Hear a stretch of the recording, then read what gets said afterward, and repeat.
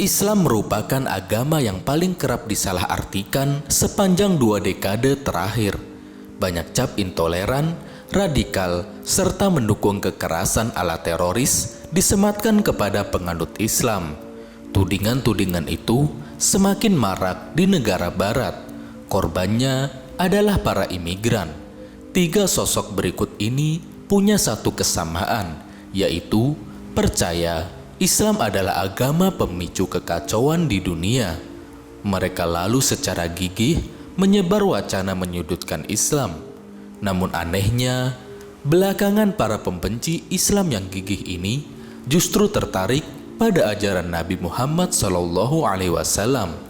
Mereka mengubah keyakinan yang lama menjadi sepenuhnya memeluk Islam dan mengakui keesaan Allah Subhanahu wa Ta'ala. Seperti apa cerita mereka tiba-tiba mengubah persepsi buruk tentang Islam lalu menjadi pemeluknya yang taat? Berikut rangkumannya dikutip dari merdeka.com. Daniel Streich, anggota Partai Rakyat Swiss atau SVP ini, dulunya merupakan pembenci Islam yang tenar. Ia sangat menentang keras pembangunan masjid di negaranya selama kurun 1990-an. Situs IslamicBulletin.com melaporkan, Streich merupakan penganut Kristen yang taat. Ia dibesarkan dengan ajaran Kristiani dan semasa kecil pernah bercita-cita menjadi pastor. Namun, ketika remaja, niatnya berubah. Ia mulai gemar berpolitik dan tanpa ragu terjun langsung menjadi anggota partai ternama di Swiss. SVP bukanlah partai sembarangan. Di dalamnya terdiri dari cendekia, ilmuwan, pelajar, dan pegiat bukan dari kalangan Muslim. Partai ini menjadi penentang nomor wahid penyebaran Islam di Swiss, dan Streich merupakan yang paling vokal menyerukan penutupan masjid di seantero negeri coklat ini. Dalam usahanya menyingkirkan Islam dari Swiss, lelaki ini justru mempelajari Al-Quran dan Islam. Ia berharap dengan memahami ajaran Nabi Muhammad SAW itu, dia mampu meruntuhkan iman kaum muslim. Yang terjadi, ia justru terpesona dengan agama rahmatan lil alamin ini. Semakin jauh Streich belajar Islam, semakin tenggelam dia dalam keindahan agama samawi itu. Dia pun akhirnya menjadi mu'alaf 6 tahun lalu. Banyak perbedaan saya dapatkan ketika mempelajari Islam. Agama ini memberikan saya jawaban logis atas pertanyaan hidup penting yang tidak saya temukan di agama saya, katanya. Arnold van Doorn. Arnold van Doorn adalah produser Fitnah, sebuah film yang menghina Nabi Muhammad SAW, diluncurkan pada 2008. Secara mengejutkan, pegiat anti-Islam asal Belanda itu kemudian menjadi mu'alaf awal 2013. Ia bahkan melakukan ibadah haji untuk pertama kalinya 9 bulan setelah mengucap syahadat. Ia mengatakan mendapat ketenangan setelah menjadi seorang muslim. Berita Doorn menjadi seorang muslim menjadi gaung besar di media-media barat kala itu.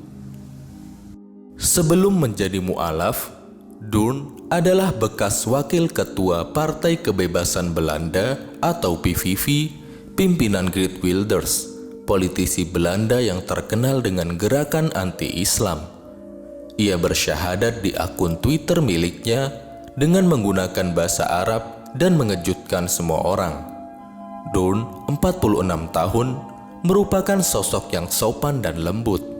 Ia percaya Islamofobia atau diskriminasi terhadap Islam dan kaum muslim di Eropa berasal dari media-media barat dan upaya pemerintah untuk memperlihatkan citra Islam yang gelap. Ia bahkan mengatakan, jika orang-orang di Eropa tahu betapa indah dan bijaksananya Islam, maka mereka semua pasti akan menjadi mu'alaf. Semakin saya membaca juga Al-Quran, semakin saya yakin bahwa Islam adalah agama yang benar-benar indah dan bijaksana, kata Durn. Yusuf Estes. Yusuf Estes adalah seorang mu'alaf asal Amerika Serikat. Ia dulunya termasuk dalam orang-orang yang mengidap Islamofobia. Estes lahir dari keluarga Kristen yang taat di Midwest Amerika.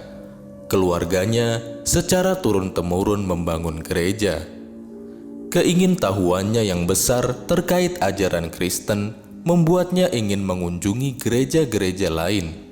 Ia datangi gereja Metodis, Episkopal, Nazaret, Agape, Presbyterian, dan lainnya.